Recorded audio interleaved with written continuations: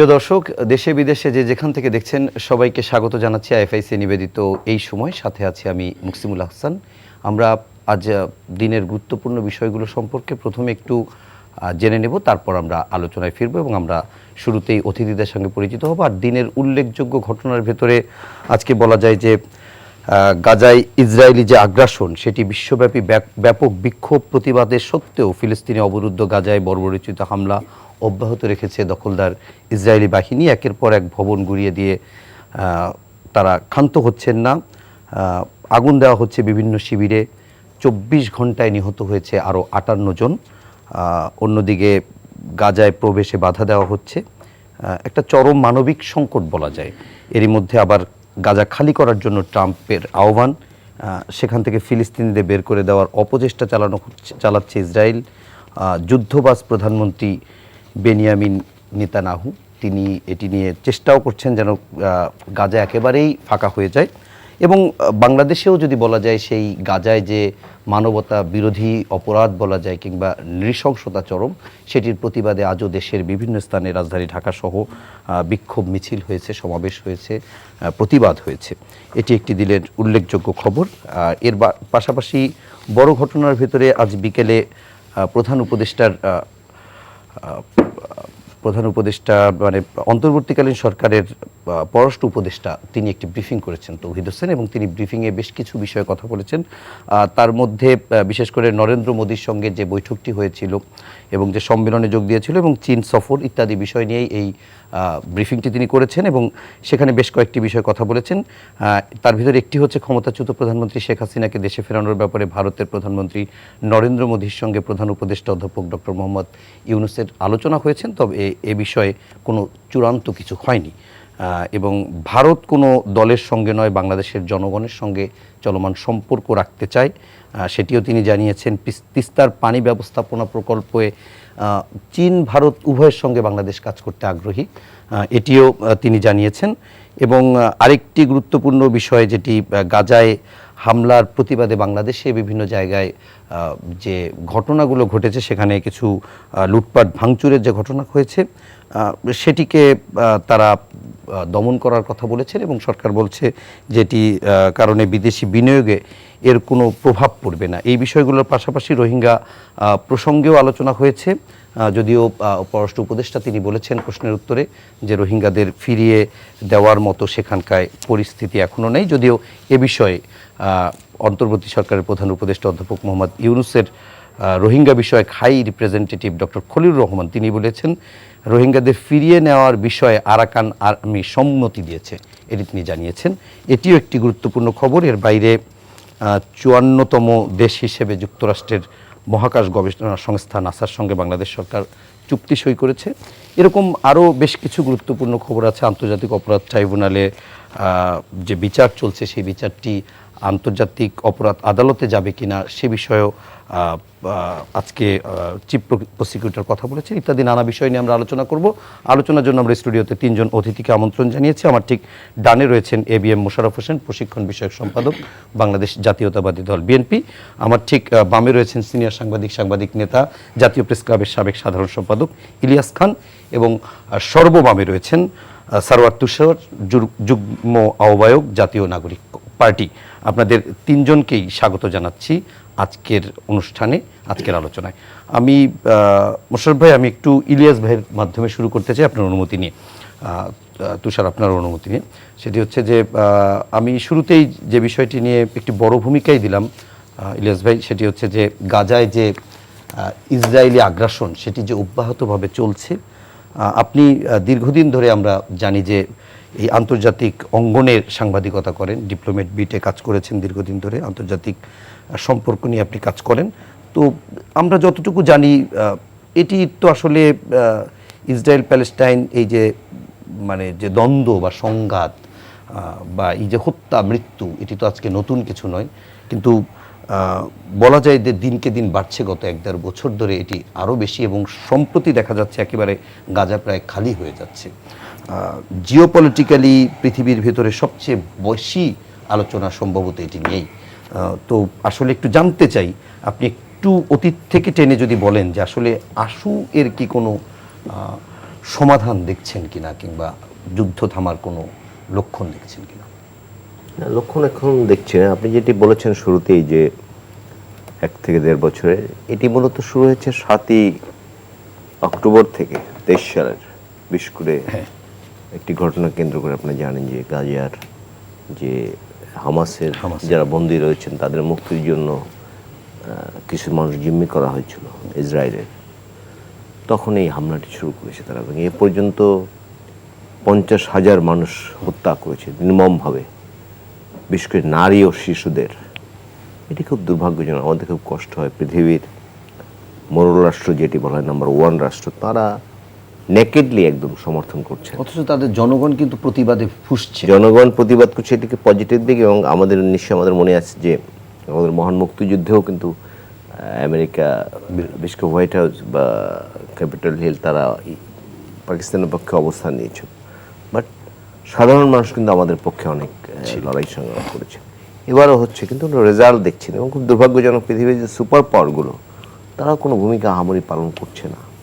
আপনি দেখুন না, আহামরি কোনো ভূমিকাই পালন করছে। আপনি বলবেন এই যে স্থায়ী সদস্য যে রাষ্ট্রগুলো, রাশিয়া, চীন, এর বাইরে ভারত একটি শক্তিশালী দেশ, বাট ভারতে একজন, আজকে বোধহয় পত্রিকায় দেখলাম যে একজন সাপোর্ট করার কারণে তার চাকরি চলে গেছে। গাজা এই যে অ্যাট্রোসিটি চলছে এর বিরুদ্ধে, এটি খুব দুর্ভাগ্যজনক। আরব রাষ্ট্রগুলোর নানা তাদের মধ্যে যে বিভক্তি রয়েছে, এটি অন্যতম কারণ।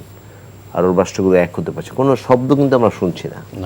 আমরা শুধু মরক্কোতে দেখলাম বিশাল বিক্ষোভ হচ্ছে, নর্থ আফ্রিকার যেটাই, আর সৌদি আরব অন্যান্য যে রাষ্ট্রগুলো আছে, কোনো এমন কোনো বিক্ষোভ হচ্ছে না। আসলে মানুষগুলোকে দমিয়ে রাখা হচ্ছে। আর মার্কিন যুক্তরাষ্ট্র এমন একটি ভূমিকা পালন করছে তার নিজের মতো করে। ধরুন তারা সারা পৃথিবীতে গণতন্ত্র ফেরি করে বেড়ায়, কিন্তু আরব রাষ্ট্র, অধিকাংশ রাষ্ট্র কিন্তু 19টি আরব রাষ্ট্রের মধ্যে অধিকাংশ রাষ্ট্রে কিন্তু গণতন্ত্র নেই। বছর পর বছর ধরে রাজতন্ত্র চলছে, নির্যাতন নিপীড়ন চলছে, বাট তারা কিন্তু কিছু বলছে না। তারপর ধরুন চীনের কথা ধরেছি পরপর একটা। চীন খুব আমাদের বন্ধু রাষ্ট্র, সব ঠিক আছে, বাট এই বিষয়ে কিন্তু তাদের কোনো বক্তব্য নেই প্যালেস্টাইনের ব্যাপারে। সারা বিশ্বব্যাপী তারা ব্যবসায়ী করে, কোনো মানবিক এই ইস্যুতে মনে হয় সব এক হয়ে যায়, চীন, রাশিয়া, ভারত, সবাই এক হয়ে গেছে। মার্কিন যুক্তরাষ্ট্র, ইউকে। এটি খুব দুর্ভাগ্যজনক। আজকে আমরা নিশ্চয়ই দেখেছি যে আমাদের প্রথম কেবলা যেটিকে বলা হয় আল আকসা মসজিদ, সেই মসজিদটিকে ধ্বংস করে দেওয়া হচ্ছে। এবং সারা বিশ্বব্যাপী, আমার যত বয়স, আমি এত বিক্ষোভ আর কোনোদিন দেখিনি একসঙ্গে। অনেক বাংলাদেশে এরকম বিক্ষোভ হয়নি না, এত বড় বিক্ষোভ আজকেও দেখলাম আমি, অনেকগুলো, অনেকে করছে। এখন কি বলবো, আর জাতিসংঘ তো ছোট জগন্নাথ। আরেকটা বিষয় ইলিয়াস ভাই, আপনার কাছে একটু পরে এই উত্তরটাও একটু জানতে চাই। সেটি হচ্ছে যে আমরা যতটুকু জানি যে যখন যেদিন থেকে ইসরায়েল হলো 15 মে 1948, হ্যাঁ, সেই 48 সালের পর থেকে, তারপরে ইয়াসির আরাফাতের সময়, বিভিন্ন সময় আমরা দেখেছি যে আরব বিশ্ব এক হয়ে তাদের উপরে 3-3বার হামলার চেষ্টা করেছে, কিন্তু প্রতিবারই আরো পরাজিত হয়েছে, ভূমিও হারিয়েছে। সেটির আসলে ভূমি তারা দখল করে নিয়েছে। এখন সেটির আসলে বাস্তবতা, এখন যদি আবার তারা এক হয়, সেটির পরিণতি কি হতে পারে, আপনি সেটি জানবো। তার আগে আমি একটু মোশাররফ ভাই আপনার কাছে একটু জানতে চাই যে এই ফিলিস্তিনে, বিশেষ করে গাজা উপত্যকায় যে মানবতা বিরোধী নৃশংস যে জঘন্যতম যে হামলা চালাচ্ছে, নারী, শিশু, হাসপাতাল, সবাইকে, বিএনপিও তো এই ইস্যুতে সোচ্চার। তো বিএনপির আসলে রাজনৈতিক কর্মসূচি কি এটি? আর একটি আমরা যতটুকু জানি যে বিএনপির একটি কনসার্ট ছিল স্বাধীনতা দিবসে, সেটি এটি উপলক্ষে পেছানো হয়েছে। তো আসলে 12 তারিখ একেবারে শাহবাগ থেকে সংসদ ভবন পর্যন্ত যে মার্চ ফর গাজা যেটি ঘোষণা করা হয়েছে, সেটির সাথে বিএনপি আছে কিনা, বা বিএনপির আসলে এটি নিয়ে কি কর্মসূচি পালন করছে? না, ধন্যবাদ আপনাকে। আসলে প্যালেস্টাইনের ব্যাপারে বাংলাদেশ সবসময়, বিশেষ করে বিএনপি সবসময় এদের প্রতি সংগতি জানিয়ে আসছে, এবং এদের এই ন্যায়সঙ্গত আন্দোলনের প্রতি বিএনপি সবসময় সমর্থন জানিয়েছে। আপনি যেটা বলেন, রাষ্ট্রপতি জিয়াউর রহমান সময় কিন্তু ইয়াসির আরাফাত বাংলাদেশে এসেছে। সুতরাং প্যালেস্টাইন নিয়ে বাংলাদেশের ভূমিকা সবসময় কিন্তু স্পষ্ট যে আমরা স্বাধীন সার্বভৌমত্ব প্যালেস্টাইন রাষ্ট্র দেখতে চাই, এক্ষেত্রে কোনো আপোষ নাই।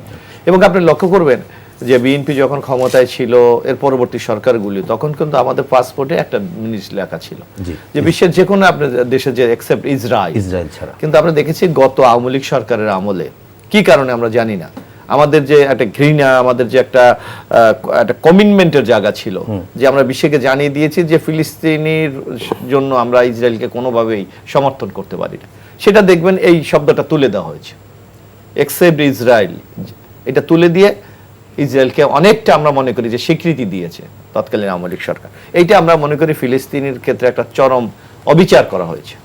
এটা যদি আমরা রাখতে পারতাম তাহলে বাংলাদেশের যে একটা আপোষহীন ভূমিকা, এইটা মানে বিশ্বের কাছে আমরা তুলে ধরতে পারতাম। আর আপনি বললেন যে বিএনপির ভূমিকাটা কি, আপনি দেখবেন যে আজকেও বাংলাদেশ জাতীয়তাবাদী ছাত্র দলের ব্যানারে ঢাকা বিশ্ববিদ্যালয়ে একটা বিরাট সমাবেশ হয়েছে। এভাবে প্রতিনিয়ত কোনো আমাদের বিভিন্ন জায়গায় হচ্ছে। শুধু তাই না, অন্যান্য যেই সংস্থা অথবা যে প্রতিষ্ঠানগুলি এই আন্দোলন সংগ্রাম সেখানেও আমাদের লোকজন কিন্তু অংশগ্রহণ করছে। সুতরাং ফিলিস্তিনের ব্যাপারে আমরা একেবারে মানে নিঃশর্তভাবে আমরা সমর্থন দিই, এক্ষেত্রে কোনো সন্দেহের কোনো অবকাশ নাই। আর আমরা মনে করি আপনি যে কথাটি সাংবাদিক ইলিয়াস সাহেব আলোচনা করেছে, এখানে দেখবেন বিশ্বের একটি রাজনীতি আছে। আজকে যে মানবতা বিরোধী কাজ আজকে গাজায় চলছে, পশ্চিম তীরে চলছে অথবা প্যালেস্টাইনে চলছে, এটা কোনো বিবেকবান সুস্থ মানুষ সমর্থন করতে পারে না, যে ধর্মেরই, হ্যাঁ যে ধর্মেরই হোক বা যে দলের হোক, যেটা হোক। কারণ আপনি যদি একদিকে মানবতার কথা বলবেন, অন্যদিকে আপনি নিষ্ঠুর হামলা চালাবেন, শিশু থেকে শুরু করে নারী, হাসপাতালে, শিক্ষা প্রতিষ্ঠানে, এবং এই সবচেয়ে দেখলাম যে আন্তর্জাতিক যে এরিয়া যেটাকে বলা, যেখানে হামলা চালানোর নিয়ম নাই জেনেভা কনভেনশন অনুসারে, সেখানেও দেখলাম হামলা চালানো, কোনো নিয়ম মানছে না, যুদ্ধবিরোধীর ভিতরেই তো। সুতরাং এটা এত নিষ্ঠুর নির্যাতন যে এটা কখনো চিন্তা করা যায় না। এবং এর পিছিয়ে মদত দিচ্ছে কে? বিশ্বের সবচেয়ে বড় মোলা আমেরিকা। এবং বিশেষ করে ট্রাম্প আসার পর আপনি দেখুন বিশ্ব হঠাৎ কিন্তু একটা অশান্ত হয়ে উঠছে।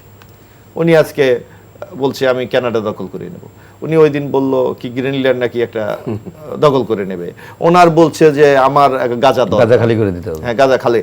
এই যে একটি উদ্ভট মস্তিষ্কের যে কিছু কর্মকাণ্ড, এগুলি আমরা মনে করি আগামী দিনে বিশ্বটাকে আরো ঝুঁকির মধ্যে ফেলবে। বরং এখন এই আমাদের বিশ্বের নানা সংকট আপনি দেখেন, আমাদের জলবায়ু নিয়ে সংকট হচ্ছে, আমাদের বিভিন্ন রাষ্ট্রের মধ্যে ইন্টারনাল, আপনি শুধু প্যালেস্টাইন আপনি দেখবেন নানা ক্ষেত্রে, আজকে কাশ্মীরে আপনার প্রবলেম হচ্ছে, আজকে রাশিয়া ইউক্রেনের সমস্যা হচ্ছে, আজকে আপনার ওই যে জর্ডানে ওখানে সমস্যা হচ্ছে, সিরিয়ায় সমস্যা হচ্ছে, আজকে এলে আমাদের পাশে মিয়ানমারে সমস্যা হচ্ছে, নানা সংকট। বরং ইয়েমেনে আমেরিকা বোম্বিং, বরং এখন উচিত বিশ্বের শান্তির জন্য বিশ্ব শক্তিগুলি কাজ করার কথা। সেখানে আমরা দেখি তারা যখন উস্কিয়ে দিচ্ছে, তখন এই সংকটটা কিন্তু সব জায়গায় ছড়িয়ে পড়ছে, যেটা আমি মনে করি মানবতার জন্য একটা বিরাট হুমকি আগামীতে। ওকে, আমি একটু সারোয়ার তুষার আপনার কাছে এই বিষয়টা টাচ করি, তারপরে আমরা অন্য প্রসঙ্গে যাব। আপনি যতটুকু আমার মনে হয় আপনি একটু পড়ালেখা করেন, এটি নিয়ে জানেন, আন্তর্জাতিক রাজনীতি, রাষ্ট্রনীতি ইত্যাদি বিষয় নিয়ে। তো আসলে সেই প্রথম বিশ্বযুদ্ধের সময় আমরা দেখেছি যে এটি একটি ব্রিটেন ট্রাম্প কার্ড হিসেবে খেলেছে। দ্বিতীয় বিশ্বযুদ্ধের ক্ষেত্রে করে তো একটি স্বাধীন রাষ্ট্র করে দেওয়া হলো, এবং তারপর দেখা গেল যে সেটি থামছে না, বরং বাড়ছে। অথচ তার আগে যদি আমরা অটোমান সাম্রাজ্যের যে দীর্ঘ সময় ধরে তখন কিন্তু শান্তিপূর্ণভাবেই ছিল। এখন বিদ্যমান বাস্তবতায় ভবিষ্যৎ কি দেখেন আসলে? আপনাকে ধন্যবাদ। মানে আমি আমার আগ্রহের জায়গা এগুলো, কিন্তু একটা তথ্য আপনাকে আমি দিই এই বিষয়ে, ফিলিস্তিন বিষয়ে আমার একটা পূর্ণাঙ্গ বই আছে, যেটা এই বছর ইউপিএল থেকে বেরিয়েছে। এই ফিলিস্তিন 21 শতকের উপনিবেশের ইতিহাস। এবং এই যে বইটার নামটাতে আপনি খেয়াল করবেন, ফিলিস্তিন এটা হচ্ছে মূল নাম, 21 শতকের উপনিবেশের ইতিহাস এটা হচ্ছে ক্যাপশন। 21 শতকের উপনিবেশের ইতিহাস, এই কথাটা বলার মধ্যে আমি বলার চেষ্টা করেছি যে আমাদের একটা ধারণা হচ্ছে যে কলোনি উঠে গেছে, পৃথিবী থেকে উপনিবেশ উঠে গেছে, এখন আমরা একটা পোস্ট কলোনিয়াল জমানার মধ্যে আছি। আমি এই ধারণাটাকে চ্যালেঞ্জ করেছি বইয়ের মধ্যে, যে আপনার পৃথিবীতে এখনও একটা কলোনি বিদ্যমান আছে। এবং আপনি যেটা বলছিলেন যে দখলদার ইসরায়েল, আজকালকার যে এই ব্যাপারে যে স্কলারশিপ, এটা কিন্তু আর এভাবে ইসরায়েলকে দখলদার শক্তি হিসেবে দেখে না। ইসরায়েল একটা সেটলার কলোনিয়াল শক্তি, যেটাকে বলা হয় যে বসতি স্থাপনকারী উপনিবেশিক শক্তি। পুরো প্রকল্পটাই একটা মানে আলাদা করার সুযোগ নাই যে ইসরায়েল অংশটুকু বৈধ আর ওই 22% না, মানে যেটা 78% পুরো ফিলিস্তিন ভূখণ্ডটার 78% এখন ইসরায়েল, আর 22% হচ্ছে ওয়েস্ট ব্যাংক এবং গাজা। তো ওইটুকু অবৈধ দখলদারিত্ব আর এইটুকু হচ্ছে বৈধ। এই আজকালকার স্কলারশিপ কিন্তু এভাবে দেখে না। ওয়েস্ট ব্যাংক যেটা, সেটাও তো ইসরায়েলি আর্মি দ্বারা নিয়ন্ত্রিত নাকি? না, ওটা একটু আলাদা ব্যাপার, আমি একটু সংক্ষেপে বলার চেষ্টা করছি। ওই 78 ভাগ আর 22 ভাগের হিসাব, এখন ক্রাইসিসটা কোথায় ইসরায়েলে সেটা একটু খেয়াল করি আমরা, যে অসলো চুক্তি হলো 94 সালে, এবং অসলো চুক্তির মধ্য দিয়ে আসলে এই অঞ্চলগুলোকে বিভক্ত করা হয়েছে, যে এই যে বাকি 22 ভাগ যেটুকুকে ইসরায়েল নিতে পারে নাই।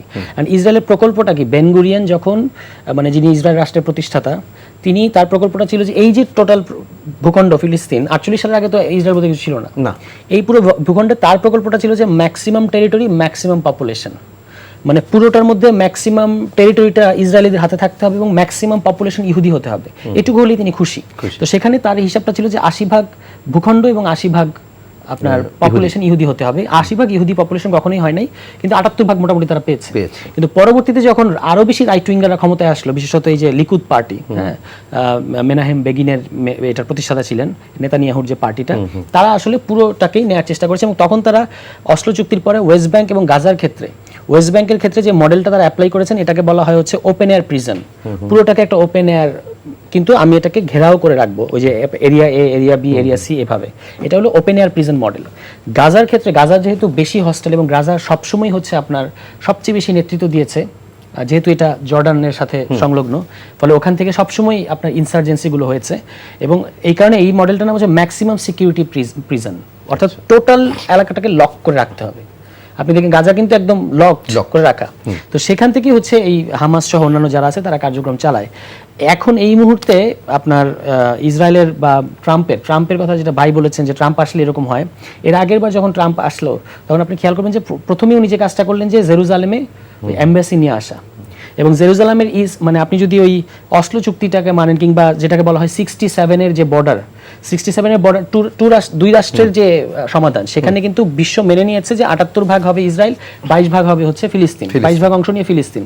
সেই 22 ভাগের মধ্যে পূর্ব জেরুজালেমটা ফিলিস্তিনের মধ্যে পড়ে, পশ্চিম জেরুজালেমটা পড়ে হচ্ছে আপনার ইসরায়েলের দিকে। এই পূর্ব জেরুজালেমও কিন্তু ইসরায়েল দেবে না, তার কারণ হচ্ছে জেরুজালেমই হলো তার মূল, যে তার এই যে পুরো ধর্মীয়, এটা কিন্তু একটা ধর্মতাত্ত্বিক প্রকল্প, হ্যাঁ, যেখানে মেসিয়া আসবে এবং ইত্যাদি ইত্যাদি আরো অনেক ঘটনা ঘটবে। আমি বিস্তারিত এখন বড় সময় পাবো না, জায়নবাদ বলা হয় যেটাকে। তো সেখানে তার পূর্ব জেরুজালেমটা তার অবিচ্ছেদ্য অংশ, এবং পুরো প্রকল্পটাকে বলা হয় গ্রেটার ইসরায়েল। গ্রেটার ইসরায়েল মানে হচ্ছে শুধুমাত্র এই ফিলিস্তিন পুরোটাকে নিয়ে সে ইসরায়েল হবে তা না, আশেপাশের সিনাই, গোলান মালভূমি থেকে শুরু করে আরও একটা বিশাল অঞ্চল আছে, সুয়েজ ক্যানেল থেকে, এই পুরোটাকেই তারা একটা আপনার নিয়ে একটা গ্রেটার ইসরায়েল বানাবে। এটা হচ্ছে তাদের প্রকল্প। এবং এই প্রকল্পের জন্য ওয়েস্ট ব্যাংককে কিন্তু কন্টেইন করে ফেলেছে। কারণ ওয়েস্ট ব্যাংকে এখন আপনি দেখবেন অসলো চুক্তির মধ্য দিয়ে, অসলো চুক্তিকে এডওয়ার্ড সাইড বলেছিলেন ইনস্ট্রুমেন্ট অফ সারেন্ডার, মানে এটা কিন্তু এখানে কোনো আসলে কোনো কিছু হয় না, কারণ দুর্বলের সাথে সবলের কোনো চুক্তিতে কিছু হয় না। যেটা হয়েছিল যে ইসরায়েলিদের হয়ে ফিলিস্তিনিরা ইসরায়েলের সিকিউরিটি নিশ্চিত করে দেবে, এটাই অসলো চুক্তি। যেটা মানে বলা হয় যে আরাফাতরা যে একটা দীর্ঘ সময় মুক্তি সংগ্রাম করলেন, তারা আসলে এখানে এসে আত্মসমর্পণ করেছেন, এটাই ছিল ইনস্ট্রুমেন্ট অফ সারেন্ডার বলছেন। তো ওই সিকিউরিটিটা ওয়েস্ট ব্যাংক দেখে। আর গাজার ক্ষেত্রে নীতি হচ্ছে গাজাকে জনশূন্য করতে হবে। এই জনশূন্য করার নীতি কিন্তু ট্রাম্প বাস্তবায়ন করছেন। বলা হচ্ছে তাদেরকে কঙ্গো নিয়ে যাওয়া হবে, আফ্রিকা নিয়ে যাওয়া হবে, অমুক জায়গায় নিয়ে যাওয়া হবে। এই অঞ্চলটাকে 60 বর্গ মাইল বা 150 বর্গ মাইলের মতো একটা এলাকা, এই পুরো এলাকাটা আসলে খালি করে ফেলতে হবে। সেই প্রকল্পে আসলে ট্রাম্প আসার পরে নেতানিয়াহু এগিয়ে নিয়ে যাচ্ছে। ট্রাম্পের আসার আগে বাইডেনের সময় কিছুটা চাপে তারা পড়েছিল, এখন আবার তারা এখান থেকে সরে আরো বেশি অ্যাগ্রেসিভ হচ্ছে। যে আমরা দেখেছি যে দ্বিতীয় বিশ্বযুদ্ধের পরে ইসরায়েল একটা রাষ্ট্র তৈরি করে দেওয়া হলো, এবং আস্তে আস্তে ফিলিস্তিনিরাই রিফিউজিদের মানে শরণার্থীদের স্থান দিতে যে তারাই শরণার্থী হয়ে পড়লো।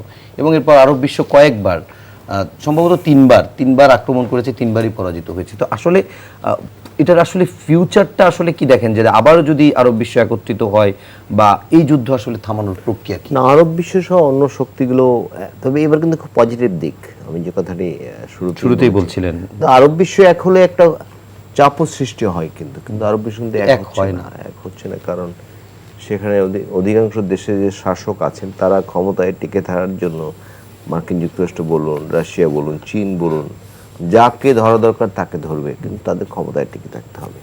বাট তারা যদি ঐক্যবদ্ধ হয়, তাহলে মনে একটা কূটনৈতিক চাপও সৃষ্টি হবে। এবং এবার যে বিক্ষোভটি হয়েছে, এরপর আমি কিছুটা আশাবাদী হয়েছি। ব্যাপক চাপ সৃষ্টি হয়েছে বিশ্ববিদ্যালয়।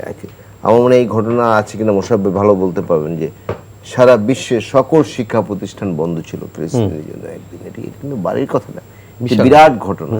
এবং আমি দেখলাম বাংলাদেশ তো হয়েছেই, মরক্কো একটু আগে যেটি বললাম, এত মানুষ আমি কোনোদিন কোথাও দেখিনি। সব মানুষগুলো ঐক্যবদ্ধ হচ্ছে। মার্কিন যুক্তরাষ্ট্র তো এত বেশি, মার্কিন যুক্তরাষ্ট্র ধরুন আমাদের মুক্তিযুদ্ধের সময় শুধু নিউ ইয়র্কে ম্যাডিসন স্কোয়ারে কনসার্ট হয়েছে বা বিক্ষোভ হয়েছে, অন্যান্য জায়গায় কিছু হয়েছে। বাট এত বিক্ষোভ হয়নি তখনও, কিন্তু এবার কিন্তু একদম সারা এবং সকল শিক্ষা প্রতিষ্ঠান আমার কিন্তু ওয়ার্ল্ড র্যাঙ্কিং যেসব নাম্বার 1, 2, 3 বিশ্ববিদ্যালয়গুলো, আইভি লিগের বিশ্ববিদ্যালয়গুলো, এগুলো কিন্তু ব্যাপক আন্দোলন হয়েছে। এটি পজিটিভ দিক। আমি আগে বলেছিলাম যে কোনো ভবিষ্যৎ দেখি না, বাট আমি আশাবাদী হতে চাই। ইলিয়াস ভাই, একটু সাথে একটা ব্যাপারে একটু জিজ্ঞেস করি, সেটা হচ্ছে আমরা যতটুকু দেখি বিশ্বের বড় বড় মোরালরা সবাই মোটামুটি একরোখা টাইপের কিংবা একটু মানে কি বলবো একটু হামবরা টাইপের, এরকম বাস্তবতা আসলে কতটুকু ইতিবাচক হওয়া যায়? তো যে হবে হামবরা ভাব, ইতিহাসের শিক্ষা হচ্ছে আমরা ইতিহাস থেকেও শিক্ষা নিই না। ধরুন এক সময় অটোমান সাম্রাজ্যের কথা একটু আগে আমি বলেছি, বিশাল সাম্রাজ্য ছিল, অনেক বছর ছিল, কয়েকশো বছর, 600 বছর মনে হয়। হ্যাঁ প্রায় 600 বছর। এটা তো এখন আর নেই। না, তারপরে এই সাম্প্রতিককালে একসময় সোভিয়েত রাশিয়া অনেক বিরাট দেশ ছিল, এখনো বড় দেশ, এখনো বড় কিন্তু অনেক দেশ কিন্তু অন্য জায়গায় ভেঙে ছোট ছোট ছোট চিন্তা করতে পারি না। সর্বশেষ উদাহরণ দিই, এই বাংলাদেশকে কেন্দ্র করে এই শেখ হাসিনা যে বাংলাদেশ থেকে বিদায় নেবে, এটি কিন্তু অনেক মানুষ বিশ্বাস করতে পারে না এক সময়, যে এই দুর্বৃত্তকে বিদায় করা যাবে না, যে জগদ্দল পাথরের মতো চেপে বসছে মানুষের। সামান্য এই যে আমার ছোট ভাইরা আন্দোলন করেছে, এই কোটা আন্দোলন, এটা পূরণ করে দিলেই কিন্তু সব শেষ। কিন্তু সেই আন্দোলনটি কেন্দ্র করে কি হলো, যেমন বিএনপি দীর্ঘদিন আন্দোলন করেছে, তারাও এই আন্দোলনে অংশীদার ছিল, সবকিছু মিলে কিন্তু শেষ পর্যন্ত এই দুর্বিনীত শাসনের অবসান হয়েছে। সুতরাং একদম আশাহত হওয়ার সুযোগ নাই। আমরা একটু আশা করতে চাই যে এই যে অত্যাচার নির্যাতন চলছে, এর অবসান একদিন হবেই। হয়তো আমি জানি না, আপনি, আমি, মোশাররফ ভাই যারা আছেন, আমাদের জীবদ্দশা দেখে কিনা, বাট এটা কিন্তু শেষ হবে এক সময়, আমি সেটা আশা করতে চাই। আমি মোটা দাগে এটা বললাম, আমি আপনাকে গ্রামেটিক্যালি বলতে পারবো না যে কিভাবে কি হবে, হ্যাঁ, বাট আমি আশা করতে চাই যে হবে। অবশ্যই। আমরা একটু রাজনীতি প্রসঙ্গে আসি মোশাররফ ভাই, সেটি হচ্ছে যে রাজনীতি প্রসঙ্গে মানে শুরুতেই বলছিলাম যে পররাষ্ট্র উপদেষ্টা অন্তর্বর্তী সরকারে তিনি একটি ব্রিফিং করেছে এবং দুটি সফর প্রধান উপদেষ্টার গুরুত্বপূর্ণ, তারপরেই এই ব্রিফিংটি, এবং সেখানে কয়েকটি বিষয়ের কথা বলেছে। একটি ব্যাপারে যেটি বলেছে যে ভারতের প্রধানমন্ত্রী নরেন্দ্র মোদীর সাথে প্রধান উপদেষ্টা ডক্টর মোহাম্মদ ইউনূসের আলোচনা হয়েছে, তবে এ বিষয়ে কোনো চূড়ান্ত কিছু হয়নি। এটি আমরা আগেও জানি। আসলে চূড়ান্ত কিছু কি হওয়ার সম্ভাবনা আসলে কিরকম হতে পারে? তাকে থামানো নাকি ফিরিয়ে আনা?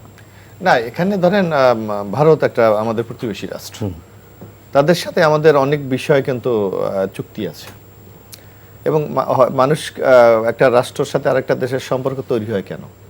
যে পারস্পরিক সমঝোতার মাধ্যমে দুটি দেশের স্বার্থ সংরক্ষণ করে। এক্স্যাক্টলি। কিন্তু আপনি দেখবেন ভারত এখানে এক পেশে নীতি গ্রহণ করেছে, সেটা আওয়ামী লীগকে নগ্ন বা বিশেষ করে শেখ হাসিনাকে নগ্নভাবে সাপোর্ট করে যাওয়া হচ্ছে, যেটা কোনোভাবেই কাম্য না। আপনি দেখবেন তার ইন্টারনাল কিন্তু ভারতও এটা নিয়ে ব্যাপক প্রতিবাদ হচ্ছে। আমি কিছুদিন আগে পার্লামেন্টও দেখলাম যে ব্যাপক বিতর্ক, প্রধানমন্ত্রী মোদীকে ডাইরেক্ট জিজ্ঞাসা করছে যে আপনি কি এক ব্যক্তির সাথে সম্পর্ক রাখতে চান না 18 কোটি দেশের মানুষের সাথে সম্পর্ক রাখতে চান। অর্থাৎ ভারতের মধ্যেও কিন্তু ইন্টারনাল একটা রিঅ্যাকশন। এবং আপনাকে একটু অ্যাড করি, সেটি হচ্ছে যে ভারতের গত কয়েকদিন তাদের পররাষ্ট্র নীতিতে বলা হচ্ছে যেটি যে ভারত কোনো দলের সঙ্গে নয়, বাংলাদেশের জনগণের সাথে সম্পর্ক। না, এইটা তো এটা চাপের কারণে না, ভারত এটা কিন্তু সবসময় কথাটা বলে, কিন্তু কার্যক্ষেত্রে আপনি এটা কখনো দেখবেন না। অন্য যে কথাটি বলা হচ্ছে, দেখেন আমাদের সাথে তাদের, আপনি দেখবেন যখন ওই যে শেখ মুজিবুর হত্যা মামলা যখন চলছিল, তখন কিন্তু তারা বন্দি বিনিময় চুক্তি আছে আমাদের সাথে ভারতের, তার আলোকে তারা কিন্তু ক্যাপ্টেন মাজেদকে কিন্তু তারা ফিরিয়ে নিয়ে এনে কিন্তু বাংলাদেশে ফাঁসি কার্যকর করেছিলেন। এবং আমাদের অনেক যারা শীর্ষ সন্ত্রাসী অন্যরা যারা ভারতে অবস্থান করছিলেন তাদেরকে নিয়ে আসছে, আবার অনুপ চেটিয়া সে অনেককে কিন্তু তারা ফেরত দিয়েছে। তা আপনার সুবিধা যখন হবে তখন আপনি বন্দি বিনিময় চুক্তি কার্যকর করবেন, আর যখন আপনার স্বার্থ সংরক্ষণ করার জন্য আপনার কাছে কোনো ট্রাম্প কার্ড থাকবে তখন আপনি এটা ব্যবহার করবেন না। এটা বন্ধুসুলভ কোনো আচরণ হতে পারে বলে আমরা মনে করি না। বরং আমরা মনে করি, আপনি দেখেন ভারত এখন যে জিনিসটা চাচ্ছে, তারা বুঝাতে চাচ্ছে যে, বিশেষ করে আমার মনে হয় যে তারা কূটনীতির ভাষাটা তাদের যেটা, যে ভারত আওয়ামী লীগ যেভাবে তাদেরকে একেবারে ন্যাকেটলি দেশের স্বার্থ বিকিয়ে তাদের স্বার্থ সংরক্ষণ করেছে, এই ইন্টেরিয়ার গভর্নমেন্ট বা আগামী গভর্নমেন্ট যারাই আসুক তারা যেন ভারতকে এই সুবিধা দেব, সেটা কি কখনো সম্ভব?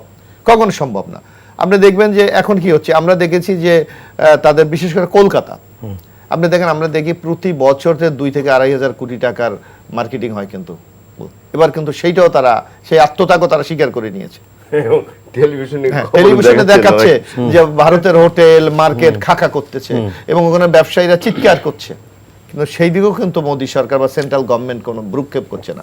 অর্থাৎ তারা ওই যে কথাটি আপনার নিশ্চয় মনে থাকার কথা, আমরা তো বাঙালি মন তো খুব অল্পতে ভুলে যাই। আপনার মনে আছে তাদের আমাদের মানে বাংলাদেশের পররাষ্ট্রমন্ত্রী তৎকালীন আব্দুল মোমেন সাহেব বলেছে আমাদের সম্পর্ক হাজব্যান্ড আর ওয়াইফের মতো। অর্থাৎ একটা স্বাধীন সার্বভৌমত্ব রাষ্ট্রকে আপনি কতটুকু হেয় প্রতিপন্ন করতে পারে তার জ্বলন্ত উদাহরণ বাংলাদেশ আমলি। তার একটি প্রতিদান ভারত এখন হয়তো দিতে চায়। শেখ হাসিনা তো বলেছিলেন যে আমরা যা দিয়েছি জীবনে ভুলতে পারবে না। তারপরে আপনি দেখবেন নির্বাচন, দেশের নির্বাচনে জনগণ নির্ধারণ করবে কারা ক্ষমতায় থাকবে বা থাকবে না। সেখানে ওবায়দুল কাদেরের বক্তব্য শোনেন যে ভারতের সাথে আমাদের তলে তলে হয়ে গেছে, সুতরাং নির্বাচন আগামী দিনে তারা ক্ষমতা থাকবে এই ইঙ্গিতটাই তারা দিচ্ছে, যেটা হয়েছে 2014-2008। এবং আপনার সুজাতা সিং এর কথা মনে আছে, আপনার পররাষ্ট্র সচিব বাংলাদেশে এসে হোসেন মাহমুদের সাথে বলছে যদি আপনি ইলেকশন না করে তাহলে বিএনপি জামাত চলে আসবে। এই যে একটা স্বাধীন সার্বভৌম দেশে একটা নগ্ন হস্তক্ষেপ, এইটা আমি মনে করি ভারতের গণতন্ত্র রাষ্ট্র বলি, বরং তারা গণতন্ত্রের যে কত নিম্নগামী তারা, এটা কিন্তু এখন প্রমাণ পাচ্ছে পথে পথে। যার জন্য আমরা মনে করি এই যে পররাষ্ট্র উপদেষ্টা যে কথাটি বলেছেন, উনি হয়তো প্রকাশ্যে অনেক কিছু বলেন নাই, কিন্তু উনি তো আলোচনায় দেখেছে তাদের ভূমিকাটা কি।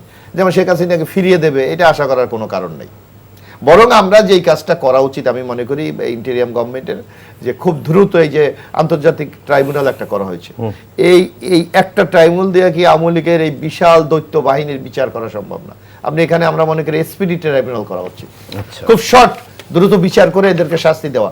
আমরা ফিরিয়ে আনতে পারি বা না পারি, তাদের যখন বিচারটা হয়ে যাবে তখন তারা মানসিকভাবে কিন্তু অনেকটা দুর্বল হয়ে যাবে, এবং বাংলাদেশ রাষ্ট্র হিসাবে অপরাধীদের বিচার হয় এইটাও আমরা প্রমাণ করতে সক্ষম হব। না অপু, আপনি দেখুন আমার ভারতের জন্য করোনা হয়, চীনের সঙ্গে 14টি দেশের বর্ডার আছে। আমি চীনে দীর্ঘদিন ছিলাম, আমি দেখেছি যে সব দেশের সঙ্গে তাদের মোটামুটি 80% ভালো সম্পর্ক। ভিয়েতনামের সাথে একটু দ্বন্দ্ব আছে, বাট ভারত একমাত্র দেশ, একটি দেশের সঙ্গেও তার ভালো সম্পর্ক নেই, প্রতিবেশীর সাথে একটি প্রতিবেশীর সঙ্গে। আপনি দেখুন চিরবৈরী পাকিস্তান আমরা জানি, চীনের সাথেও ভালো সম্পর্ক নেই, চীনের সাথে প্রায় যুদ্ধ বাদে অবস্থা। এই ছোট্ট একটা দেশ নেপাল, হিন্দু রাষ্ট্র, সেখানে প্রাইম মিনিস্টার জিতে কিন্তু আগে চায়না গিয়েছে, এটা কিন্তু ওদের করোনার সময় মানচিত্র চেঞ্জ করে। তারপরে 4 লাখ লোকের দেশ মালদ্বীপ, মাত্র 4 লাখ লোক, তারা কিন্তু এখন ভারত বিরোধী ব্যক্তি ক্ষমতায়। তারপর শ্রীলঙ্কার কথা ধরুন, সর্বশেষ ছিল বাংলাদেশের সঙ্গে, বাংলাদেশের মানুষের সাধারণ মানুষের সঙ্গে না, একটি দলের সঙ্গে তাদের সম্পর্ক ছিল। সেই দলটি এখন ক্ষমতাচ্যুত হয়েছে এবং ভারতের শেষ বন্ধুটিও বা শেষ সরকার বন্ধুটিও চলে গেল। আপনার সাথে এই প্রসঙ্গে আরেকটা ব্যাপার একটু জেনে যাই, সেটা হচ্ছে যে আজকে পররাষ্ট্র উপদেষ্টার যে ব্রিফিং, তার ভেতরে আমার কাছে একটা বিষয় খুব উল্লেখযোগ্য মনে হয়েছে, সেটি হচ্ছে যে তিস্তা যে প্রকল্প, সেই প্রকল্পের ক্ষেত্রে বলেছে যে এটি মানে ভারত, মানে শুধুমাত্র চীন না, চীন ভারত উভয়ের সঙ্গে করতে পারে। তার মানে কি এটা এরকম কোনো মিনিং ধরা যায় কিনা যে ভারতও সম্মত হয়েছে বা ভারতও এই ব্যাপারে যে প্রয়োজনে তারাই করতে আগ্রহী? দুজনের সঙ্গে কিভাবে করবে না, নয় যে কারোর সাথে, এটা কারণ আগে এটি কিন্তু চীন করার একদম পাকাপাকি হয়ে গেছিল আমরা নিশ্চয়ই। হ্যাঁ, এই প্রসঙ্গে চীনের একটু বলে রাখি যে দুর্ভাগ্যজনক ভাবে চীন কি বাংলাদেশকে কিন্তু স্বীকৃতি দিয়েছে 15ই আগস্ট 75-এর। এত ঘৃণা করতো আওয়ামী লীগ, কিন্তু সেই চীন আওয়ামী লীগকে ক্ষমতায় রাখার জন্য পর্দার অন্তলে অনেক কিছু করেছে, আমরা জানি অনেক কিছু তারা করেছে, অনেক যাকে এটা দুর্ভাগ্যজনক। বাট এবারও চীন আগ্রহ দেখিয়েছে। তবুও আমি বলতে চাই যে চীন আমাদের নিশ্চয়ই বন্ধু, চীন আগ্রহ দেখিয়েছে, এবং চীন যদি এটি করতে চায় বা চীনের সঙ্গে যে চুক্তি হয় তাহলে এটি দ্রুত করা সম্ভব, ভারতের সঙ্গে হলে আমি মনে করি সম্ভব না। আর এই যে দ্বৈত নীতি এক ধরনের, চীনের সঙ্গেও থাকলাম, ভারতের সঙ্গেও একদম থাকলাম, এটা হয় না আসলে আমার যেটি মনে হয়। বাট এই প্রকল্পে বাস্তবায়িত হওয়া উচিত। ওই যে বলছেন না, শেখ হাসিনা বলেছে যা দিয়েছে জীবনে ভুলবে না, আমরা কিন্তু এই তিস্তা পানির ন্যায্য হিসেবে পাইনি। হ্যাঁ, কবে পাবো জানেন? এই যে 27 সালে আবার গঙ্গা ফারাক্কা চুক্তি হওয়ার কথা, আদৌ হয় কিনা আমি জানি না। তো ভারত এখন বাংলাদেশের মানুষের যে সেন্টিমেন্ট, আমার মনে হয় এত ভারত বিরোধী সেন্টিমেন্ট বাংলাদেশে কোনোদিন ছিল না। This is the first time. এটা কি ভারতের রিয়েলাইজেশন হচ্ছে না? না, তাদের কোনো তাদের ভারতের জনগণ করছে, কিন্তু রাজনীতিবিদরা করছে। আমি বললাম না যে একটি প্রতিবেশীর সাথে তাদের সম্পর্ক নেই, এটা ভাবা যায় না, কারোর সাথে এটি একটি প্রতিবেশীর সাথে সম্পর্ক নেই। বাট আমি মনে করি প্রতিবেশী তো পরিবর্তন করা যায় না। ভারতের উপলব্ধি করা উচিত 4000 কিলোমিটার আমাদের সীমান্ত, আমাদেরও আমরা তো উপলব্ধি করছি পৃথিবীর একমাত্র সীমান্ত। যেমন আমি বলেছি পাকিস্তান এবং ভারত বৈরী রাষ্ট্র, কিন্তু পাকিস্তান সীমান্তে কিন্তু শুনবেন না যে মানুষ মারা গেছে। একমাত্র সীমান্ত, এত নর্থ কোরিয়া সাউথ কোরিয়া এরকম দেখবেন না, কিন্তু এখানে যে মানুষ মারা যায়, আর আমি জানি না, হয়তো ঝুলে থাকে এরকম কিন্তু আর কোনো সীমান্ত আছে বলে মনে করে না।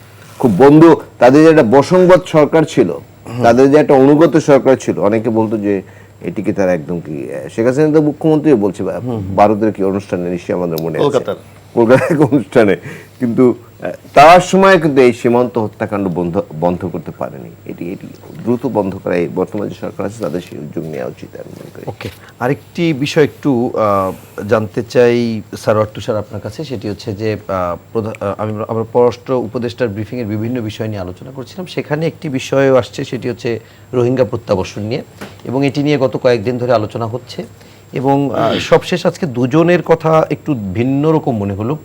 পররাষ্ট্র উপদেষ্টা তিনি বলেছেন যে সেখানে যে তারা যে যাবে 1,80,000, তারা যদি ওখানে প্রত্যাবর্ষণ করা হয়, কিন্তু সেখানে সেই পরিবেশটি বা সেই নিরাপত্তা ব্যবস্থা সেরকম নেই। হয়তো আরাকান আর্মিকেই বোঝানো হয়েছে, কিন্তু আজকে প্রধান উপদেষ্টার রোহিঙ্গা বিষয়ক high representative doctor Khalilur Rahman, আপনি নিশ্চয়ই জানেন, অনেক দিন ধরে এটি নিয়ে কাজও করছেন, তিনি বলেছেন রোহিঙ্গাদের ফিরিয়ে নেওয়ার বিষয়ে আরাকান আর্মি সম্মতি দিয়েছে, তিনি এটি জানিয়েছেন। তো আসলে একটু জানতে চাই, আসলে আপনার কাছে কি মনে হয় যে আমরা কি আসলে রোহিঙ্গাদের সহসা এত বড় সংখ্যা পাঠাতে পারবো, এটা কি বাস্তবিক কিনা? আমি আজকে তারিখ সহ এখানে বলে গেলাম, আপনারা নিশ্চয়ই রেকর্ড থাকবে, রোহিঙ্গারা ফেরত যাবে। কেন আমি এটা বলছি, খলিলুর সাহেব যেটা খুব গুরুত্বপূর্ণ কয়েকটা ডেভেলপমেন্ট ঘটেছে এর মধ্যে, এই চীন সফর আসার পরে বিমস্টেক এবং ইত্যাদি। বিমস্টেকে তো সাইডলাইনে তারা বৈঠক করলেনি বার্মা সরকারের সাথে, তখন অনেকে বলার চেষ্টা করছিলেন যে এই কথা দিয়ে লাভটা কি, কারণ ওখানে তো আরাকান আর্মি দখলে আছে। পররাষ্ট্র উপদেষ্টা যেটা বলেছেন এটাও ঠিক, ওই হাই রিপ্রেজেন্টেটিভ খলিলুর সাহেব যেটা বলছেন এটাও ঠিক। কেন? কারণ আপনি একটা জিনিস আমাদের নজর এড়িয়ে গেছে, সেটা হচ্ছে এই চীন সফরের পরে বাংলাদেশে আরাকান আর্মির 3 জন উচ্চ পর্যায়ের সামরিক কর্মকর্তা বাংলাদেশ সফর করে গেছে, বাংলাদেশ সরকারের হাই মানে ভিআইপি প্রোটোকলে তারা এখানে মিটিং করে গেছেন। এর মানে হচ্ছে যেটা বোঝা যাচ্ছে বাংলাদেশ সরকার দুইভাবে আগাচ্ছে, একটা হচ্ছে সরকারের সাথে মানে যেটা ফর্মাল চ্যানেল, একটা হচ্ছে ব্যাক টু চ্যানেল, মানে ট্র্যাক 2 যেটাকে বলা হয়, ট্র্যাক 2 বা ওই ফরম্যাটে আরাকান আর্মির সাথেও কথা বলা হচ্ছে। এখন আরাকান আর্মি তো পুরো আরাকান এই মুহূর্তে কন্ট্রোল করছে, কিন্তু বাংলাদেশ সরকারের তো ওদের স্বাধীনতা নিয়ে তো আমাদের বিচলিত হওয়ার দরকার নেই, এটা ওদেরটা ওরা বুঝবে। আমাদের যেটা দরকার, যেটা আপনি দেখবেন যে জাতিসংঘের মহাসচিব এসে এই যে যখন আসলেন অনেক কথা হলো রোহিঙ্গাদের গেল, তার মূল কথাটা ছিল যে উনি চাচ্ছেন যে বাংলাদেশ হিউম্যানিটেরিয়ান করিডোর দিক আরাকান পর্যন্ত। এখন এটা যারা ইন্টারন্যাশনাল সম্পর্ক, আন্তর্জাতিক সম্পর্ক বোঝে, তারা সব প্রত্যেকেই জানে যে হিউম্যানিটেরিয়ান মানে এইড মানেই হচ্ছে এর পেছনে মিলিটারি ব্যাকআপ লাগবেই। আপনি হিউম্যানিটেরিয়ান এইড পাঠাবেন, এটা ব্যাকআপ করবে কে? তার মানে বাংলাদেশ আর্মির সেখানে ঢোকার একটা পরিস্থিতি তৈরি হয়েছে, এবং তারা খুব ন্যায্য কারণেই ওই শান্তিরক্ষী মিশনের মতোই যে আমি যদি এখানে রোহিঙ্গা পাঠাই তাহলে আমার এখানে তো তাদেরকে নিরাপত্তা দিতে হবে। তাহলে এই যে দুই পক্ষের সাথেই বাংলাদেশ সরকার কথা বলছে, এটা খুব মানে একদিক থেকে মনে হবে যেন এটা কি দ্বিমুখী আচরণ করছে কিনা। আমি মনে করি যে ডিপ্লোম্যাসি ভাবেই চলে, দুইটা চ্যানেলের সাথেই কথা বলছে, প্রত্যেকের স্বার্থ এবং বাংলাদেশ তার নিজের স্বার্থটাকে অক্ষুণ্ণ রেখে কিভাবে এখান থেকে রোহিঙ্গাদেরকে বাংলাদেশ থেকে ওখানে আরাকানে পাঠাবে, এবং সেখানে আরাকান আর্মি বাংলাদেশের কাছে কি চায়, বার্মিজ সরকার কি চায়, আমাদের কোনো একটা পক্ষকে হস্টাইল করার দরকার নাই। মানে এখানে দুটো আপনি যে বললেন যে রোহিঙ্গারা যাবেই, যেতে হবেই বা যাবেই, সেটি আমরা কবে নাগাদ? এটা তো তারা ধরুন তারা বলছে কি যে আগামী ঈদে তারা ওখানে ঈদ করতে পারবে, ঠিক আছে? এটা আমার কাছে মনে হয়, এবং আপনি জানেন যে রোহিঙ্গা বিষয়ক নতুন ফান্ড আসতেছে, কিন্তু মানে সেটা ওই যে ফান্ড না, আপনার ইউএসএইড না, ওই ধরনের না, মানে যে হিউম্যানিটেরিয়ান এইড না, এটা হচ্ছে রোহিঙ্গাদেরকে প্রত্যাবর্ষণ করার জন্য এইড আসতেছে বিশেষভাবে। তার মানে এটা নতুন করে বাংলাদেশ কিন্তু রোহিঙ্গা প্রশ্নটাকে সামনে এনেছে, যেটা শেখ হাসিনার আমলে আমরা দেখেছি। তারা প্রথম দিকে কিন্তু আপনার মনে থাকবে 17 সালে বন্দুকের নলের মুখের দিক থেকে ফেরত পাঠানো হয়েছিল, পরে বাংলাদেশ জনগণের চাপে রোহিঙ্গাদেরকে তারা তখন এন্ট্রি দিতে বাধ্য হয়। কিন্তু এরপরে শেখ হাসিনা ধরে নিয়েছিলেন যে তিনি তাদেরকে জায়গা দিয়েছেন, এটাই তাকে নোবেল পুরস্কার এনে দেবে। এর বাইরে কোনো ধরনের কূটনীতি তারা চালান নাই পুরো পৃথিবীতে। এখন দেখা যাচ্ছে এই 7 মাসের বয়সী সরকার এসে কিন্তু এটাকে একটা অনন্য উচ্চতায় নিয়ে গেছে, এবং এটা যে সম্ভব, এবং বাংলাদেশ একটা এখানে একটা বড় অ্যাক্টর, মানে এইখানে আরাকানে কি ঘটবে এখন বাংলাদেশের বক্তব্য ছাড়া বা বাংলাদেশের অবস্থান ছাড়া, সে ছাড়া এটা এখানে হবে না। বাংলাদেশ এতই গুরুত্বপূর্ণ হয়ে উঠেছে এখানে, আমরা বাংলাদেশকে এরকম একটা রাষ্ট্র হিসেবেই দেখতে চাই, যে একটা শক্তিশালী রাষ্ট্র। শুধু তাই না, পাশের দেশের কনফ্লিক্ট রেজলিউশনে তার ভূমিকা আছে, আমাদের কোনো উস্কানি দেওয়া দরকার নাই। কিন্তু আমরা তো ইতিমধ্যে একটা অনেক বড় কাজ করেছি, যখন পুরো পৃথিবী ফেল করেছে রোহিঙ্গাদেরকে, তখন আমরা রোহিঙ্গাদেরকে জায়গা দিয়েছি এখানে, এবং সেই রোহিঙ্গাদেরকে এখন আমরা আবার ফেরত পাঠানো জন্য, মানে তাদেরকে বসিয়ে রেখে এই ডানো এই রাজনীতি আমরা করছি না, কিন্তু আমরা তাদেরকে পাঠানোর জন্য যথেষ্ট পরিমাণ কাজ করছি, এবং দৃশ্যমান অগ্রগতি দেখা যাচ্ছে। জাতিসংঘের মহাসচিব আসলো এখানে, আরাকান আর্মির মতো একটা নন স্টেট অ্যাক্টরকে বাংলাদেশ সরকার আমন্ত্রণ করে নিয়ে এসেছে। এটা নিয়ে খুব বেশি পত্রপত্রিকা আলোচনা হয় নাই। ওয়ার্কটা করেছি, আমরা 10 লাখ রোহিঙ্গাকে ঢুকতে দিলাম, সেটি কি আপনি মনে করেন যে আমাদের মানে যেচে পড়ে কোনো ভালো কাজ, নাকি আমরা বাধ্য হয়েছিলাম? না, আমাদের এটা করতেই হতো, এটা আমাদের ঐতিহাসিক দায়। বাংলাদেশ মুক্তিযুদ্ধের মধ্য দিয়ে গড়ে ওঠা একটা দেশ, এবং তার সংবিধানের মধ্যে বলা আছে যে কোনো নিপীড়িত জনগোষ্ঠীর পক্ষে তাকে দাঁড়াতে হবে। তো সেই যে আমার প্রতিবেশী, এবং আরাকানের রোহিঙ্গাদের সাথে আমাদের চিটংয়ের মানুষের কালচারালি এত মিল, অনেকে তো বলে যে একই পপুলেশন এটা, ঠিক আছে। তো সুতরাং তাদেরকে আমাদের যে মানে তখন যেটা হয়েছিল, আমি যেটা বললাম, শেখ হাসিনা কিন্তু প্রথমে তাদেরকে ভারতের কথাই সম্ভবত ঘুরিয়ে দেওয়ার চেষ্টা করেছিলেন, কিন্তু পরবর্তীতে বাংলাদেশের জনগণের ওভারহেলমিং, বিশেষত কক্সবাজার চিটাগাংয়ের মানুষের ওভারহেলমিং সমর্থনের কারণে তাদেরকে ঢুকতে দিতে বাধ্য হয়। এটা করা ছাড়া অন্য কোনো উপায় ছিল না, এবং এটা করে আমরা ঠিক কাজ করেছি তখন। কিন্তু এটাকে আমরা পরবর্তীতে বার্মা সরকারকে কোনো ধরনের চাপ প্রয়োগ কিংবা কিছুই করতে পারিনি, এটা নিয়ে আমরা আগাই নেই। এখন এই সরকার আগাচ্ছে, এটা একটা খুব বড় দিক আর কি, খুব তাৎপর্যপূর্ণ দিক, যে আমরা এটা নিয়ে রোহিঙ্গাদেরকে এখানে যদি আমরা পাঠাতে পারি, এটা একটা বিরাট বড় সাফল্য হবে। এখন এই সরকারের তো আর খুব অল্প কিছুদিন আছে, পরবর্তী সরকারের অবশ্যই কাজ হবে যে যেটুকু ডেভেলপমেন্ট এই সরকার করেছে, দরকার হলে এই যে খলিলুর রহমান সাহেব এখানে তো একটা ভূমিকা পালন করছে, তাকেও কোনো না কোনো ভাবে পরে যেন কাজে লাগানো হয়, কারণ যেটুকু অগ্রগতি আমাদের হয়েছে এটুকু আবার হারালে একটা খুব বড় একটা সমস্যা হয়ে যাবে। তো সেটা যেন না হয়, সেটা খেয়াল রাখতে হবে। আচ্ছা, আমরা একদম আমি তুষারের সাথে যোগ করি, আমার মনে হয় যে চিফ অ্যাডভাইজারের যে চায়না সফর, এখানে একটা কাজ করছে, কারণ চায়না কিন্তু এখানে বড় একটা অবশ্যই আমি ওই প্রসঙ্গটাই, তুষারের সাথে আমি একটি বিষয়ে দ্বিমত পোষণ করি।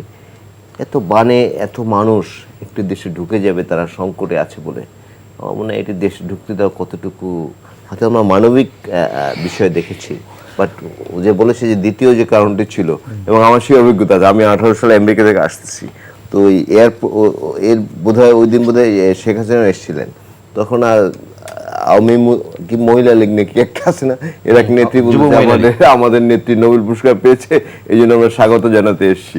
না, ওইটা এই প্রসঙ্গটা নিয়ে একটু আমরা একদম শেষ পর্যায়ে আছি। সেটা হচ্ছে যে মোশাররফ ভাই, যে আমরা 2017 সালে দেখলাম যে 10 লাখের মতো রোহিঙ্গা আসলো, এবং তারপর দেখলাম যে একটি একপাক্ষিক নির্বাচনের মধ্য দিয়ে পরের বছরে ক্ষমতায় আসা।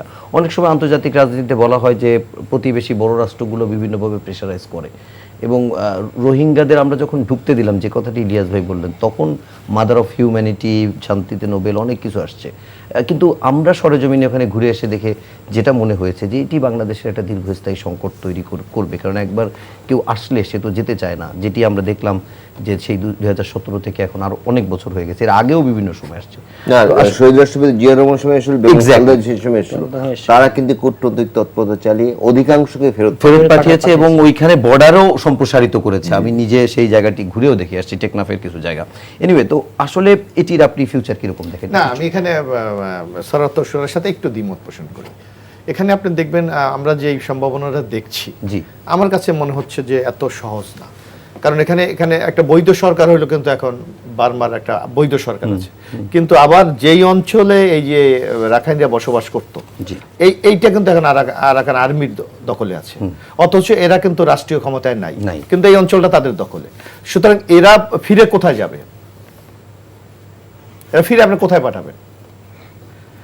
তাহলে আরাকান আর্মি যাওয়ার পরে আরাকান আর্মির সঙ্গে যে তার কনফ্লিক্ট হবে না, এর কোনো নিশ্চয়তা নাই। বরং আমরা ইদানিং যেটা দেখছি যে যেটা ওদের বৈধ গভর্নমেন্ট, তারা আরাকানকে উস্কি দিচ্ছে যে তোমরা আমাদের সাথে যুদ্ধে অংশগ্রহণ করো। এটাকে পত্রপত্রিকা আমরা দেখেছি। এইটাও একটা আরাকান আর্মির মধ্যে একটা সন্দেহ উদ্বেগ করবে কিনা, এটাও কিন্তু একটা বিরাট ব্যাপার, কারণ এত জনগোষ্ঠী এখানে। আরেকটি আপনি দেখবেন যে কথা সাংবাদিক ইলিয়াস সাহেব বলেছেন, যে আপনি দেখবেন যে এইটার যে কূটনৈতিকভাবে যেটা সরার বলার চেষ্টা করলো, যে সেটা কিন্তু আপনি দেখবেন এই সরকার কেন সাকসেস হচ্ছে। এখানে কিন্তু চায়না এবং ভারতের একটা বিরাট স্বার্থ মিয়ানমারে আছে। আপনি দেখবেন এখানে যে ডিপসি, যেটা নিয়ে বাংলাদেশের সাথে চায়নার সবচেয়ে বেশি দ্বন্দ্ব শুরু হলো, এবং অনেকে এই কথা বলতে চায় যে এই রোহিঙ্গা বাংলাদেশে প্রবেশের ক্ষেত্রে চায়নারও একটা পরোক্ষ ভূমিকা ছিল, কারণ এই ডিপসি একসময় আওয়ামী লীগ কমিটমেন্ট করেছিল তাদেরকে দেবে, কিন্তু দেয়নি, যেটা মাদার বাড়িতে দেয়নি। তখন কিন্তু চায়না মিয়ানমারের সাথে চ্যালেঞ্জ করে ওখানে কিন্তু একটা ডিপসি তৈরি করেছে। শুধু ডিপসি না, ডিপসি ওখানে তাদের ওই যে ডিনামাইট ফ্যাক্টরি এবং অন্যান্য খনিজ আরোহণের জন্য তারা নানা প্রকল্প ওখানে গ্রহণ করেছে, এবং তাদের প্রায় আমার জানা মতে প্রায় $730 বিলিয়ন তারা ওখানে ইনভেস্ট করেছে, এবং যার মধ্যে আবার ভারতের একটা বিরাট অংশীদারত্ব আছে, প্রায় 30%। ইকোনমিক একটা জোনের মতো করছে, ইকোনমিক জোন করেছে, 30% আছে। কারণ ভারত কেন করেছে? এই 7 সিস্টার, আপনি দেখবেন একসময় চিটাগাং পোর্ট নেওয়ার জন্য ভারত কিন্তু খুব ইন্টারেস্ট ছিল, এখন কিন্তু তার ইন্টারেস্ট না, কারণ ওই যে ডিপসি ওষুধ তার একটা 30% শেয়ার আছে। তারা ওখানে কালাচান একটা নদী বলে একটা জায়গা আছে, যেখান থেকে তারা কলকাতা পর্যন্ত এই পণ্য তারা সরবরাহ করতে পারে। সুতরাং এখানে ভারতের একটা বিরাট, বরং আরেকটা সম্বন্ধে মিজোরাম যে রাষ্ট্রটা, এই রাজ্য, ওখানে অধিকাংশ আবার কিন্তু রাখাইন সম্প্রদায়ের লোক আছে ওখানে। এখানেও ভারতের একটা বিরাট চ্যালেঞ্জ ছিল যে পুশিং করে দেয় কিনা মিজোরামে। এই জন্য তারা কিন্তু আপনার মনে আছে যখন বাংলাদেশে রোহিঙ্গারা আসছে, তার 1 সপ্তাহের মধ্যে নরেন্দ্র মোদী কিন্তু ওই দেশে সফর করেছিল। তো সুতরাং এখানে বহুমাত্রিক এখানে কিন্তু জটিলতা আছে। সুতরাং আপনি যত ইজি আমরা মনে করি এই সৈন্যদেরকে ফিরিয়ে নেওয়া, সেটা না। আর আপনি যেটা বলছেন যে সাংবাদিক ইলিয়াস আলী সঠিক, সর্বপ্রথম কিন্তু রোহিঙ্গা বাংলাদেশে পড়ে 1978 সালে, তখন জিয়া রহমান সাহেব ক্ষমতায়। উনি কি করেছিলেন? উনি প্রথমে সীমান্তকে উনি লক করে দিয়েছিলেন, এবং সৈন্য মোতায়েন করে উনি এমন একটা প্রস্তুতি নিচ্ছিলেন যে মানে মিয়ানমারের সাথে আমাদের যুদ্ধ হয়। তখন কিন্তু চায়না একটা ইম্পর্টেন্ট রোল এখানে প্লে করেছিল। রোহিঙ্গা ইস্যুতে সবসময় মনে হয় চায়নার একটা ইম্পর্টেন্ট রোল, কিন্তু এবার কিন্তু করছে না, না করলেই তো সমস্যা। না হ্যাঁ করেছিল, যার কারণে আপনি দেখবেন তৎকালীন সময় মিয়ানমার ফেরত নেয় নাই, মিয়ানমার অল্প কিছু ফেরত নিয়েছিল 1 লাখ, কিন্তু আপনি দেখবেন সৌদি আরবে 3 লাখ দেওয়া হয়েছে, মালয়েশিয়ায় 2 লাখ দেওয়া হয়েছিল, পাকিস্তানে 1 লাখ দেওয়া হয়েছিল, এরা কিন্তু ফেরত নিয়ে গেছে। আবার যখন 92 সালে যে বেগম খালেদা জিয়া ক্ষমতা আসছিল, তখনও কিন্তু বিরাট অংশ মিয়ানমার নিয়ে বিএনপি সময় এটা একটা উল্লেখযোগ্য। সুতরাং আপনাকে এখানে কূটনৈতিক জাতিসংঘকে সম্পৃক্ত করে আপনি যদি কোনো পদক্ষেপ গ্রহণ করতে পারেন, তাহলে প্রত্যাবাসন প্রক্রিয়া সফল হবে বলে আমরা মনে করি। আচ্ছা, আমরা একদম শেষ পর্যায়ে আছি। সারোয়ার তুষার, আপনার কাছে একটা বিষয় একটু আপনার একটু মতামত শুনতে চাই, তারপরে শেষ করব। সেটি হচ্ছে প্রবাসীদের ভোটাধিকারের বিষয়ে। আজকে প্রধান নির্বাচন কমিশনার তিনি বলেছেন যে এটি পাইলটিং হলেও, মানে অল্প জায়গায় হলেও, সীমিত পরিসরে হলেও এটা চালু করা হবে। আমি একটু জানতে চাই আপনাদের দলীয় অবস্থান কি, বা প্রবাসীদের ভোটারের ব্যাপারে তো সবাই চায় প্রবাসীরা ভোটার হোক, তো পাইলটিং নাকি এখনো যতটুকু সময় ডিসেম্বরে নির্বাচন হলে প্রবাসীদের ভোটারই করা সম্ভব হবে? প্রবাসীদের ভোটারই করা সম্ভব। তাহলে এই ধরনের কথা এটা মানে জানি না, আগে তো এতদিন পর্যন্ত আলোচনা ছিল যে প্রবাসীরা আবার ভোটার হবে, এখন হঠাৎ করে পাইলটিং এর কথা কেন আসছে জানি না। প্রবাসীদের ভোটাধিকার করা এটা একেবারে ডিউ, কারণ মানে নানা কারণে ডিউ। কারণ আপনি যে দুনিয়ায় বসবাস করেন, একটা দেশের প্রবাসীরা তারা ভোট দিতে পারছে না, এবং এই টেকনোলজি আপনি ম্যানেজ করতে পারছেন না, এটা হতে পারে না। আর দ্বিতীয় কারণ হচ্ছে, হ্যাঁ, এবং দ্বিতীয় কারণ হচ্ছে, এবং তারা আপনি তাদের পাওয়ার রেমিটেন্স নিয়ে গর্ব করেন, এবং তাদেরকে আপনি ভোটাধিকার থেকে বঞ্চিত করবেন, এটা কিভাবে হয়? আর দ্বিতীয় কারণ হলো এই গণ-অভ্যুত্থানে বাংলাদেশের কজটাকে বৈশ্বিক করার ক্ষেত্রে প্রবাসীদের যে অসাধারণ ভূমিকা আমরা দেখতে পেয়েছি, যখন এখানে ইন্টারনেট ব্ল্যাকআউট ছিল, এদের আপনি যদি তাদেরকে ভোটের ইয়েতে না আনেন, তাহলে এটা চরম গাদ্দারি হবে। এবং পাইলটিং না, এটা কে বলেছেন আমি জানি না, কার কথা বলে, প্রধান নির্বাচন কমিশনার। এটা অল্প পরিসরে কিছু জায়গায় হলেও, আসলে সিদ্ধান্তটা রাজনৈতিক সিদ্ধান্ত সরকারকে নিতে হবে। প্রধান নির্বাচন কমিশন ওই সিদ্ধান্তটা পালন করবে মাত্র, ঠিক আছে? ফলে উনি হয়তো ওনার জায়গা থেকে বলেছেন, ওনার যতটুকু স্কোপ বা উনি যতটুকু বুঝতে পেরেছেন, কিন্তু আমরা দেখেছি যে কোন পদ্ধতিতে ভোটটা নেওয়া হবে, যে প্রক্সি ভোটিং নাকি ওইরকম, এরকম 3-4টা পদ্ধতি আছে, কোনটা সবচেয়ে ফিজিবল পদ্ধতি, এইটা নিয়ে হচ্ছে আলোচনা। প্রবাসীদের ভোটাধিকার দিতেই হবে, আমাদের এখানে খুব নিঃশর্ত অবস্থা। আমি এখানে একটু যোগ করতে চাই। আমরা জানি যে আমাদেরও তো অনেক আত্মীয় স্বজনীতি থাকে, অনেকেই কিন্তু দেশে এসে ভোট করে যায়, হয়তো ভোট দিতে পারে না।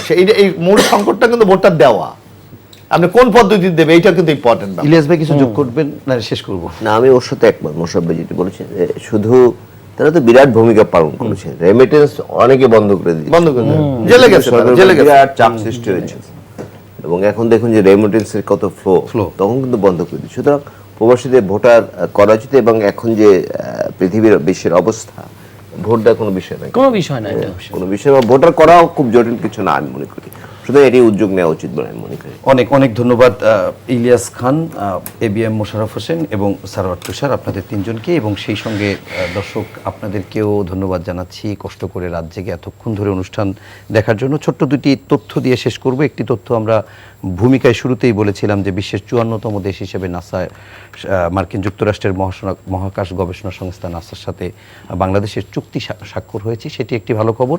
এবং এর বাইরে আরেকটি ভালো খবর দিয়ে শেষ করব, সেটি হচ্ছে মার্কিন যুক্তরাষ্ট্র ভিত্তিক সংবাদ মাধ্যম US নিউজের তালিকা অনুযায়ী বিশ্বের 47তম শক্তিশালী দেশ হিসেবে বাংলাদেশ স্থান পেয়েছে, এবং বাংলাদেশ পেছনে ফেলেছে আয়ারল্যান্ডের মতো ইউরোপের অনেক দেশকে। তালিকায় যেখানে শীর্ষ রয়েছে যুক্তরাষ্ট্র, এরপর চীন, রাশিয়া, যুক্তরাজ্য এবং জার্মানি, এবং এই তালিকায় দক্ষিণ এশিয়ার ভেতরে বাংলাদেশ ছাড়া 12তম অবস্থানে রয়েছে ভারত।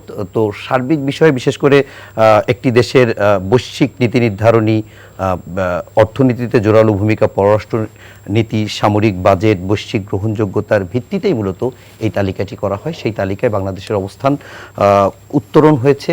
আমরা প্রত্যাশা করি শুধু এরকম তালিকা না, বাংলাদেশের আগামী দিনের ইতিবাচক, সমৃদ্ধ, উন্নত এবং একটি স্বপ্নের স্বনির্ভর বাংলাদেশ গড়ে তোলার ক্ষেত্রে বাংলাদেশ সবগুলো জায়গায় আস্তে আস্তে করে এগিয়ে যাবে, বিশ্বের সঙ্গে, বিশ্বের দরবারে মাথা উঁচু করে চলবে, সেই প্রত্যাশা রেখে আজকের মতো এখানে শেষ করছি।